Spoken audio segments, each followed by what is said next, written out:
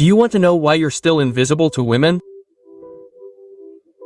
No matter how hard you try, being good isn't enough, it's not even close. We live in a world where subtlety dies ignored and men who don't learn to communicate with power are left alone. But politely, what if I told you that there are 3 words that, when used well, can ignite a spark of instant attraction? No, they're not, "I'll buy you tacos," although that works too. They're words loaded with intention, psychological structure, and emotional effect. And today you're not only going to learn about them, you're going to understand why they work, how to use them, and when to use them so that you don't sound like a robot straight out of a cheap dating book. Marcus Aurelius said, "The quality of your thoughts determines the quality of your life, the quality of your words too, but it's not enough to sound interesting, you have to learn to resonate." This video is not a cheap poetry class, it's a straightforward guide to stop talking like wallpaper and start creating real connection. If you're tired of the same recycled advice and want practical tools, stay until the end before starting. If this video brings you value, I invite you to subscribe and turn on notifications. Remember, language is power, but only if you know how to use it. Let's get started. The mistake 90% of men make. You can recite poems to her, buy her flowers, and be her free psychologist. And still, she'll go with the guy who responds to a story with a fire emoji. Unfair, yes, predictable. Also, most men make a mistake as common as it is tragic, confusing kindness with attraction.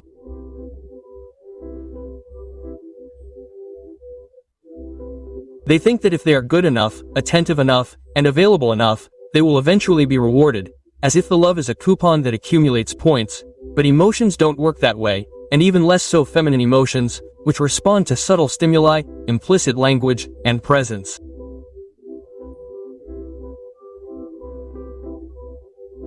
Do you know that a guy who is always available, who avoids conflict, who worries about being liked by everyone, projects insecurity? And the worst thing is that he doesn't even realize it. He thinks he's being mature, patient, empathetic, but from the outside he looks like a wet cat asking for approval. The key is to change the focus. Instead of trying to be liked, start communicating from a place of certainty. Words that attract are not magical, but they are revealing. What you say should show internal value without literally saying "I am worthy."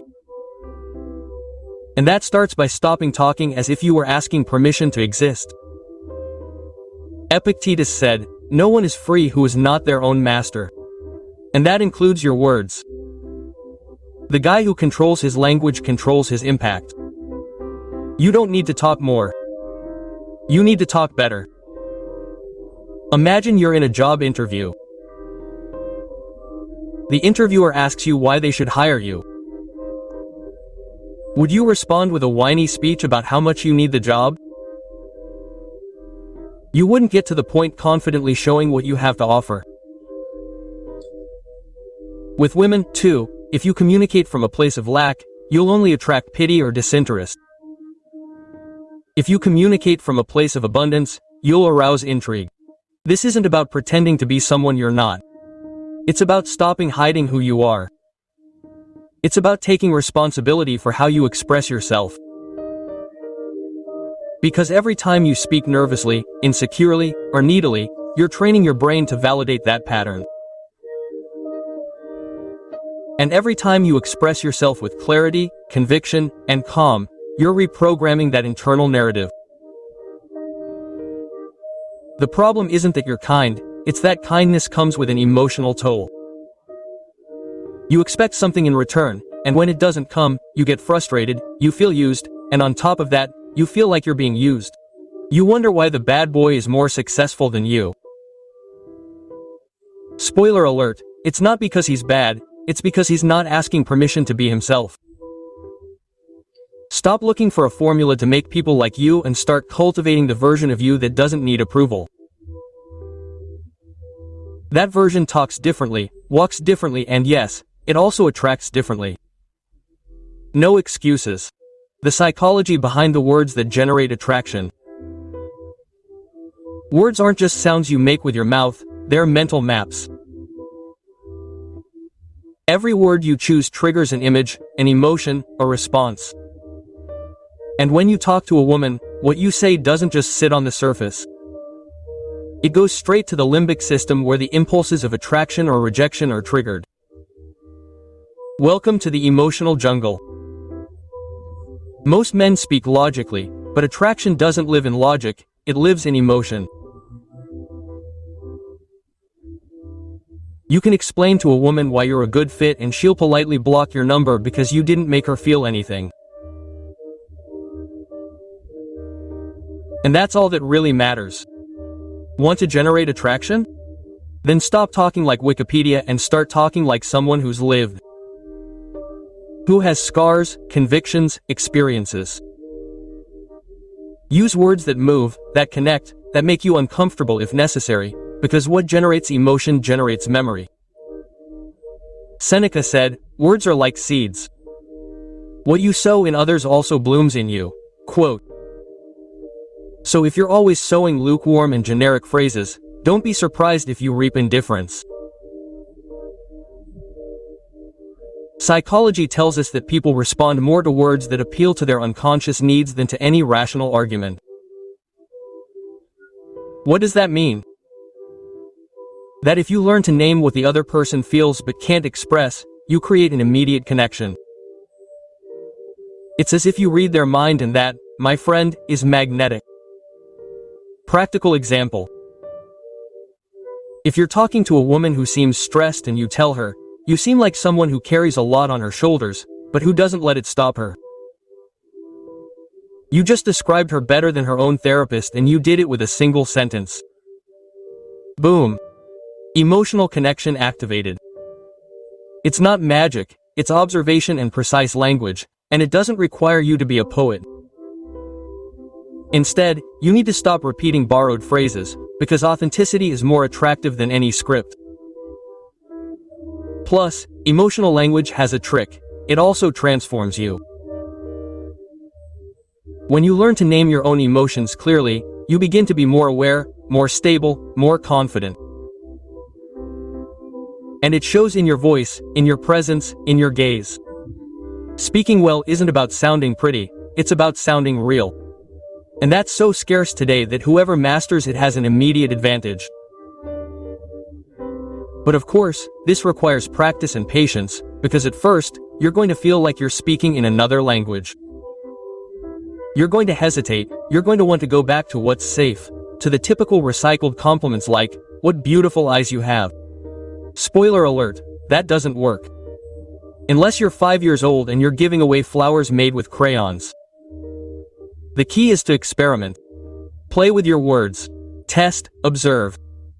Correct, because if you keep speaking the way you do now, you'll keep attracting exactly the same people. And if that were enough, you wouldn't be watching this video. So keep practicing. Every word counts. The first word is imagine, as simple as it is powerful. Why? Because the moment someone hears that word, their brain goes into overdrive as if they've been hired to direct a movie. Imagine triggers visualization, emotion, and most importantly, engagement. You're no longer just talking. She's inside the story now, and that's pure gold in terms of attraction. Because if you can draw her emotionally into an experience with you, even if it's made up, you've just created a connection without having to climb emotional Mount Everest. You're not saying, "Look at me," you're saying, "Come with me." It seems like a cheap trick. Maybe it works every time. Imagine we're walking along the beach laughing like idiots because the ice cream melted too quickly. It's not high spear, but it creates an image, a feeling, a shared moment, and that creates instant closeness. Most men speak in actions.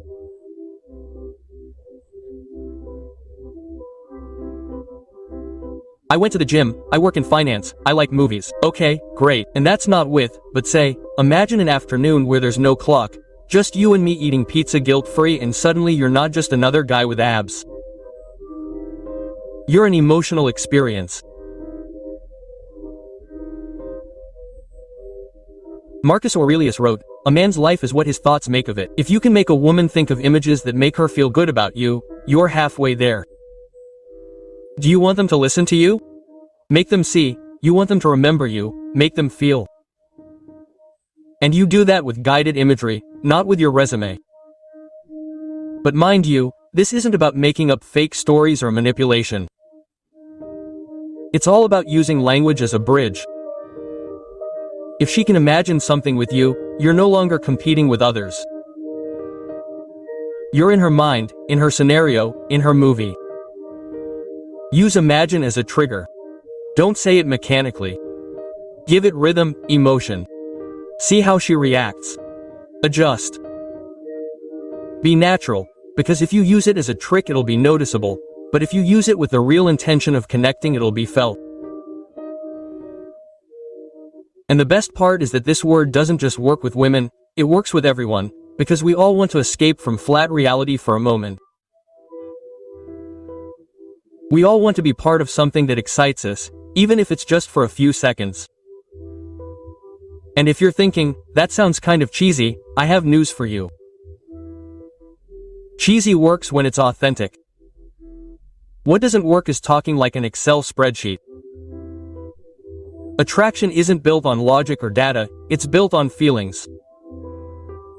And if you can get a woman to associate your presence with pleasant feelings, she doesn't need to worry about why she likes you. She just feels like she likes you. That's the key. Don't be just another piece of information in her day. I know a story I want to repeat. The second word is because, and yes, I know what you're thinking. How can something so basic have so much power? Well, science is on your side. Psychologist Robert Cialdini has shown that when you give a reason, even an absurd one, people are much more willing to say yes to the magic word. Because in a classic example, a person cuts in line by saying, "May I go ahead because I'm in a hurry?" As it turns out, most people let them through, not because they're in a hurry, but because of the because. The word acts as an automatic justification signal. The brain interprets it as a valid reason, even if it isn't. Fascinating, right? Now take it to the emotional level. If you say, "I love talking to you because I feel like you really understand things in a different way," you're not just giving a compliment, you're creating an emotional reason to keep talking, you're installing a subconscious motive that justifies the connection and that triggers desire. Quote, "Most people throw compliments floating in the air. You're pretty, I like you, what a nice smile." Quote, "Okay. But when you say, 'I love your smile because it brightens the conversation,' you've just turned a random compliment into a statement that creates emotional connection."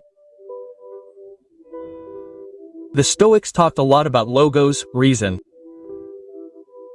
And in this case, the funny thing is that using the word because creates the illusion of logic, even when you're appealing to emotions, is like a verbal Trojan horse. You seem rational. But you're sneaking in a disguised, intelligent emotion, right? And mind you, this isn't about manipulation, it's about communicating clearly, because saying why requires you to give context, and context adds depth. A statement with context always feels more sincere than a one-off. It's like giving flowers with a handwritten note. It doesn't cost that much more, but it makes a difference. And yes, you can also use it to reinforce boundaries. "I'd rather not go out today because I need to recharge my batteries." Boom. Not only are you communicating your decision, but you're doing it from a place of self-care, and that, far from weakening you, makes you seem more whole. Attraction isn't just about what you say, it's about why you say it. And when you make that why explicit, your message becomes more believable, more human, more relatable. So the next time you're about to say something important, add the why, do it with intention, not as padding, but to build meaning. Because when a woman understands your intention, she also understands your value. Do you see? Now a word that is so common can become your best ally if you know when and how to use it.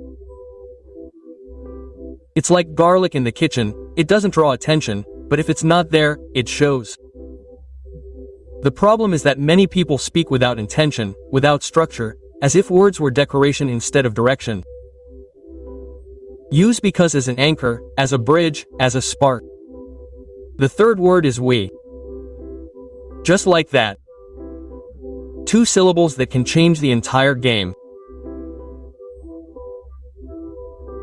Because while I talks about you and you puts pressure on her, we creates a bridge, invites, unites and most powerfully projects the future.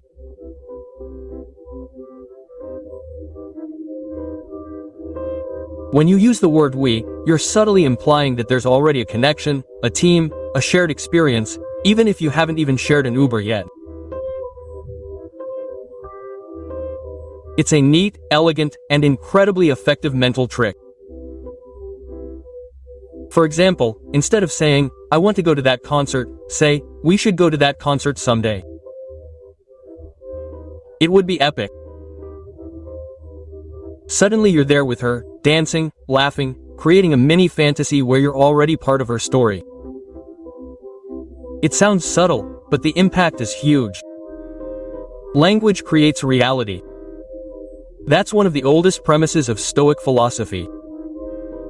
Epictetus insisted, it's not what happens to you, it's how you name it. And when you name an experience as shared, your brain starts to assume it's possible, even desirable. Sound like a stretch? Then explain to your brain why it gets excited about scenes from movies you've never experienced. Because visual and emotional language activates the same circuits as real-life experience.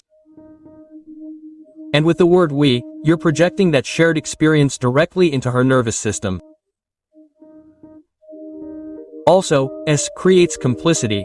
It creates a sense of teamwork, and not just any team, one with chemistry. It's like saying, you and me, together against the world, but without sounding like a soap opera villain. Of course, use it wisely. Don't throw it out there every 3 sentences or it will lose its magic.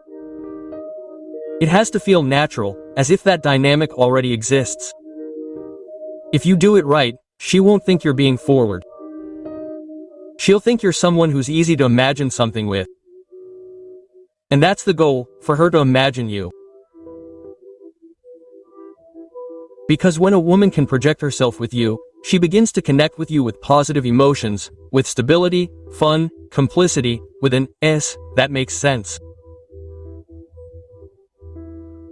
Many men fail because they speak from a distance.